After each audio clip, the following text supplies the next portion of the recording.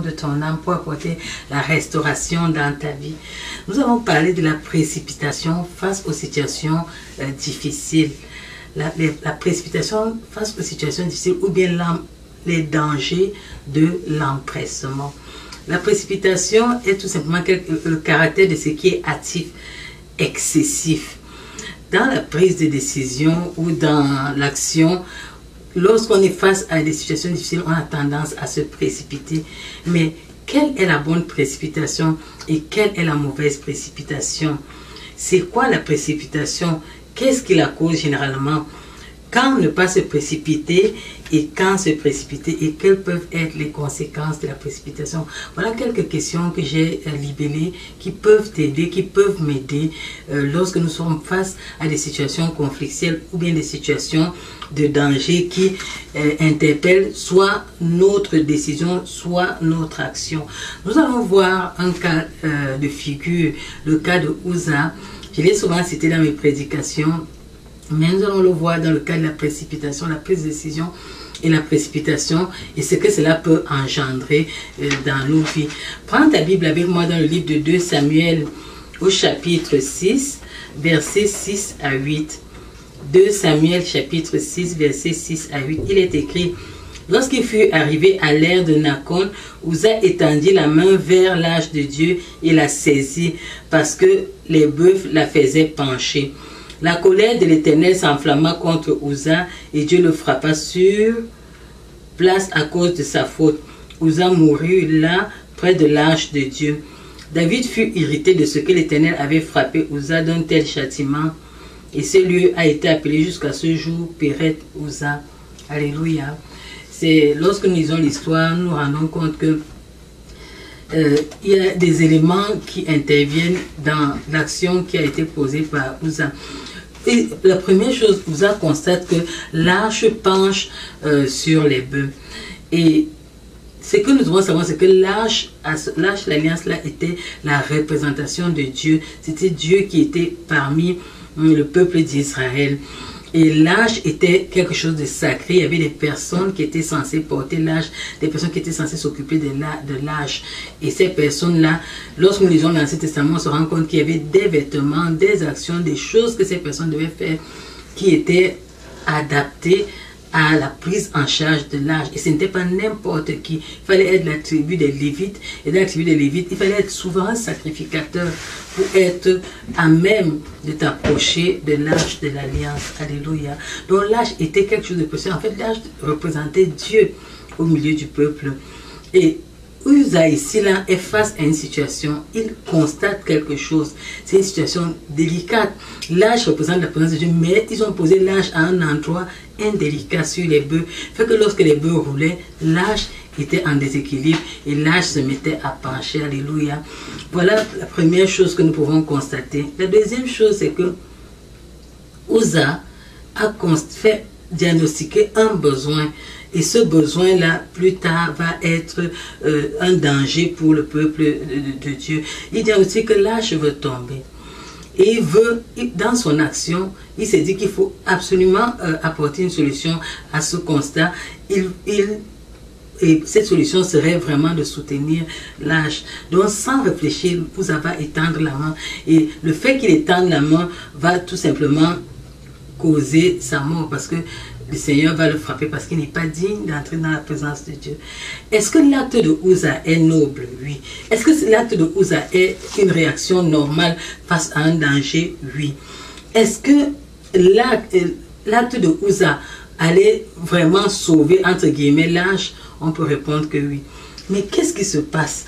Mais est-ce que Uza, il y a d'autres questions qu'on doit se poser? On ne doit pas s'arrêter seulement à l'acte posé. Est-ce que Uza fait partie de la caste de personnes qui doivent veiller sur l'arche? La réponse est non. Est-il désigné, la personne désignée? Non. Mais pourquoi le châtiment est-il si dur? Dans quelle situation devons-nous nous empresser? Dans quelle situation ne devons-nous pas nous empresser? La première chose, c'est que lorsqu'on a identifié une situation délicate, on doit maintenant faire la part des choses. Est-ce que nous avons un autre élément après l'identification de la chose, c'est les qualifications pour pouvoir intervenir dans la situation. Regardez par exemple en médecine, lorsqu'on veut faire une opération chirurgicale, on appelle un chirurgien. Un médecin généraliste ne peut pas faire une opération chirurgicale. Le chirurgien connaît toutes les choses qu'il faut. Et il ne suffit pas seulement d'être chirurgien, il faut avoir le lieu pour faire l'opération, parce qu'on ne fait pas une opération à air ouvert, on la fait. Il y a des salles précises pour faire des opérations. Et il faut avoir les qualités requises pour faire l'opération. Donc c'est la même chose. Dans ce cas-ci, il fallait avoir les qualifications requises pour pouvoir toucher l'âge de l'alliance. Le lieu était aussi important. Ils étaient en train de faire un voyage, mais le lieu ici n'était pas adapté pour Uza, malgré qu'il était proche de l'âge, de venir toucher. Dans le royaume de Dieu, il y a des critères au travers avec lesquels on marche. Il y a des procédures, il y a des qualificatifs qu'il faut respecter.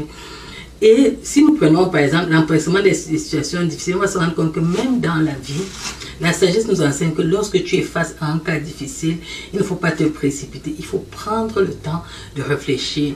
Et les situations où il faut vraiment ton intervention rapide, j'ai une bonne nouvelle pour toi. En ce temps-ci, nous avons le Seigneur Jésus qui a été donné, qui est l'agneau de Dieu qui ôte le péché. Et au travers de lui, nous avons la solution à tous nos problèmes.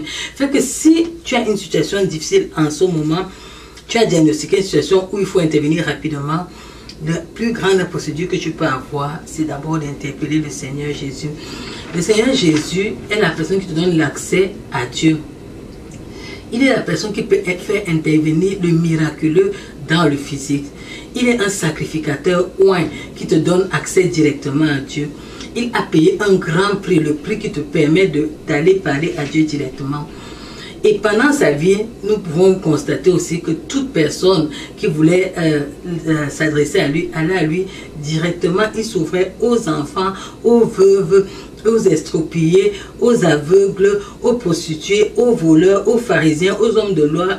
À toute personne, le Seigneur Jésus donnait accès à sa vie. Et chaque fois que les gens veulent le voir dans les situations délicates, comme la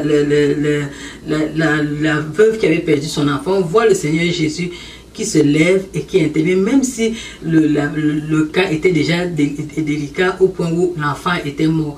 On l'a vu aussi dans le cas de son ami Lazare qui était mort. Le Seigneur est parti, s'est rendu, malgré que l'enfant était mort, ça faisait 3 jours.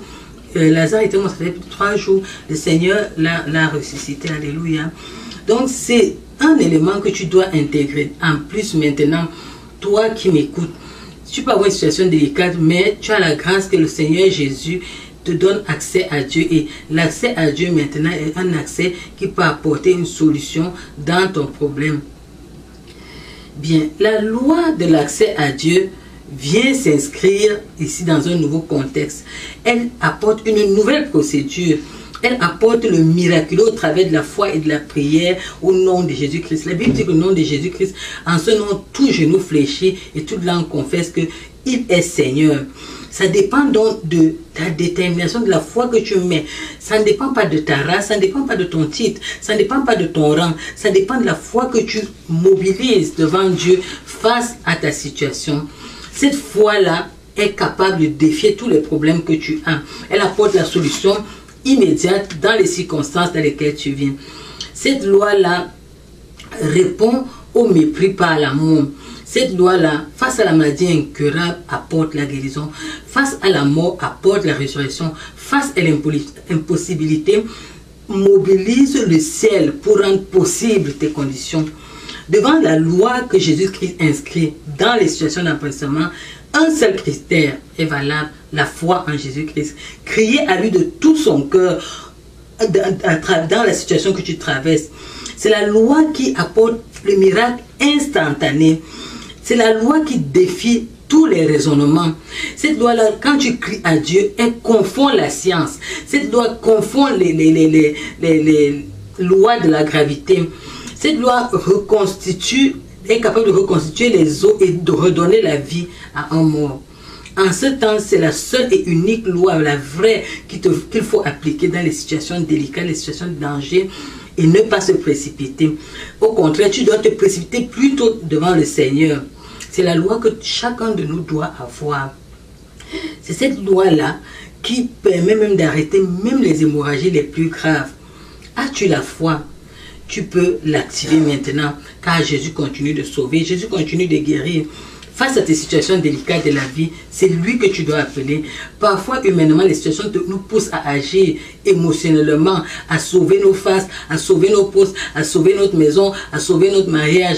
Mais le vrai salut, c'est en Christ que tu l'as. En allant vers Christ, il ne va pas seulement sauver ton mari, il va te donner le mode d'emploi de la situation dans laquelle tu te trouves. Et tu pourras aider plusieurs autres personnes qui traversent cette situation. Tu seras un agent libérateur, un agent miraculeux qui pourra apporter la solution à d'autres personnes. Mais Dieu peut t'aider aussi si tu lui fais confiance. Savais-tu qu'il y a des myriades d'anges disponibles, disposés, prêts à te venir en aide, prêts à intervenir à ta faveur quand tu te disposes dans la situation dans laquelle tu te trouves? Savais-tu que le ciel est ouvert aujourd'hui pour toi dans ta situation? Si tu entends ma voix maintenant et que tu es dans une situation délicate, peu importe qu'elle soit